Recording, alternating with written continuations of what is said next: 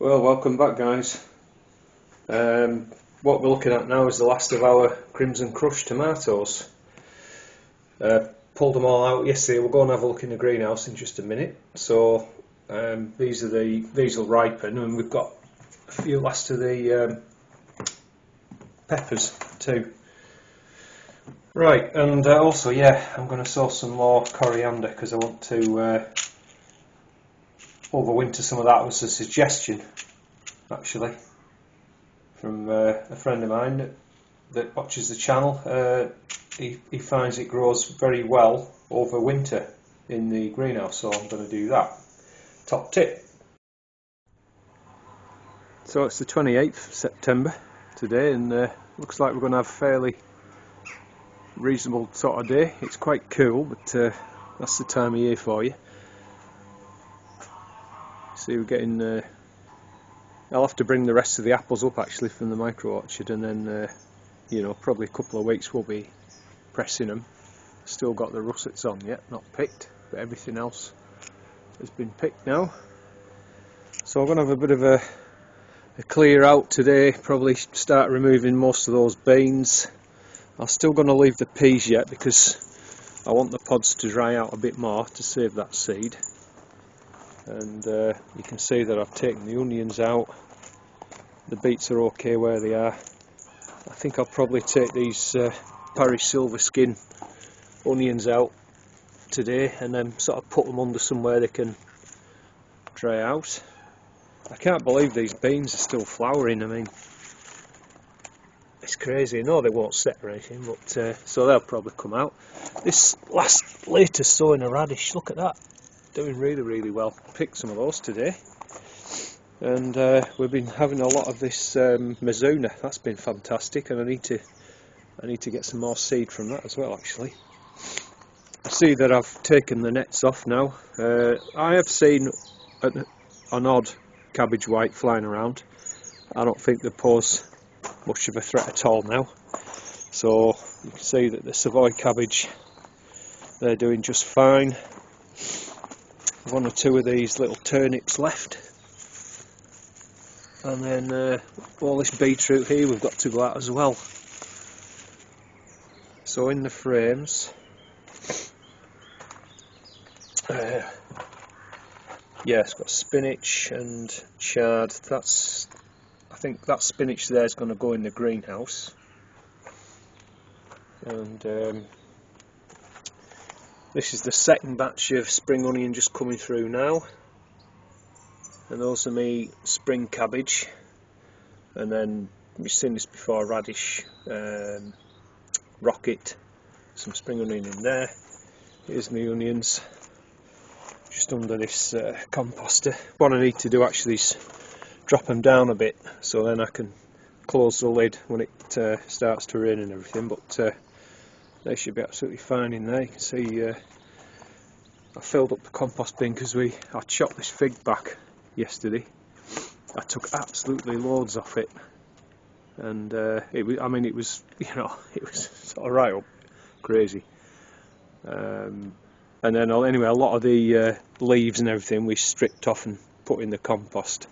So that's topped that up a bit. And then again, you can see that I've had a real good thin out of the kale, and I've also tied it in because I think the wind would just knock it over, to be honest. But there was quite a bit of like this powdery mildew, so I just need to probably cut that off a bit. But other than that, it's fine. Right, let's go and have a look in the greenhouse. So, as you can see, it's all the tomatoes, everything's gone. We had a really busy day yesterday, cleaning everything out. Bar one basil plant. I just couldn't bring myself to pull that out because we love it so much. So hopefully we can just keep it going a little bit longer. So here's some of my other plants for overwintering. So I've got some spring onions. I'm not going to bother with the beans. I thought I was too late, so they'll go on the compost. This coriander, I almost lost it. We went away for a couple of days, and it was good weather, and it just dried out. So I put it in a tray of water, and these came back anyway, so not all bad, but I say I'm going to sow some more today. And then the Hill 2 overwintering lettuce.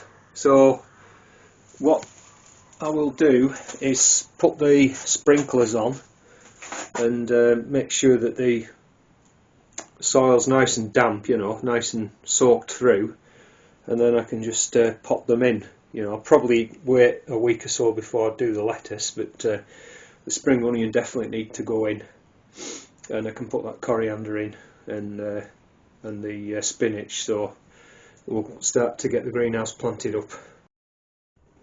Yeah, so just on me cleaning the beans out, and let's see if he just... Can you see him?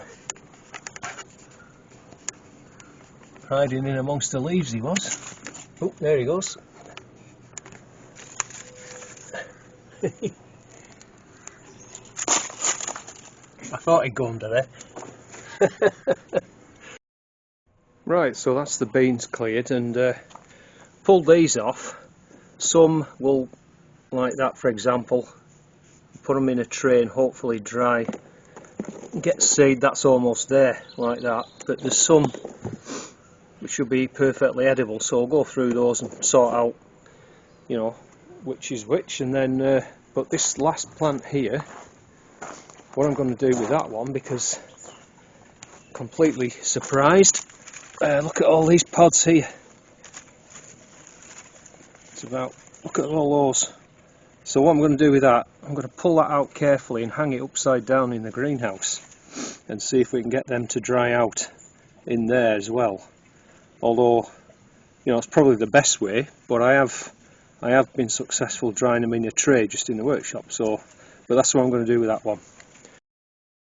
Like you see, I've got the sprinklers going, so I'll just leave them on for a few hours or something, and any bit they don't reach, I'll just water it. And like I said, there's no rush, but probably get these seedlings in tomorrow perhaps. There's my bean plant hanging up. So I think the next job now is just to get these spring cabbage in. That's the next job. Alright, that's those in. There's only 8 plants. I had about 3 or 4 smaller ones, but when I looked at them, they had powdery mildew, so you know, they just weren't growing as they should have done anyway. So there'll be enough there for us though. So the last job now is to sow my coriander seed. So I'm just going to go and get one of those little module trays. They were in the shop the other day, 49p on offer, so it's a no-brainer really. Now I don't normally film seed sowing or anything, but the reason why I'm showing this now is because if anybody's not yet seen these Charles Dowding seed modules, these are CD30s, you've got 30 cells, and you can see they're quite small, so they don't use a lot of compost, and they make ideal plugs. So they'll be going in the house because it's more of a consistent temperature, and then obviously once they get you know, up a wee bit, then they'll go into the greenhouse over winter. But yeah, they're absolutely fantastic. I absolutely love them. They're brilliant. They are. Charles Dowding seed. These are CD30s. You can get 15s, and I think you can get 60s. You know, like a full seed tray sort of thing. So yeah, I'd highly recommend them. They're brilliant. Yeah. So there was 15 kilo. I had a guess, and I was absolutely spot on, believe it or not. So you can see there's this kind of like a sort of, well, I thought it was sooty. I don't think it is, but it's a bit like that sooty mould sort of thing on them. Didn't have any of that last year, and some of this russet in here.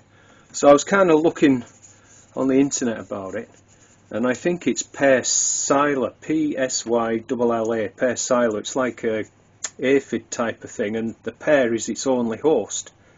And apparently they give off this kind of honeydew which causes this russeting, and this kind of, you know, kind of mouldy, not mould, say, but like sooty, sort of spotty. But there's actually, you know, they're solid. There's nothing wrong with them. It's just that they look a bit unsightly, that's all. But I mean, inside they're absolutely fine. Just got to peel them.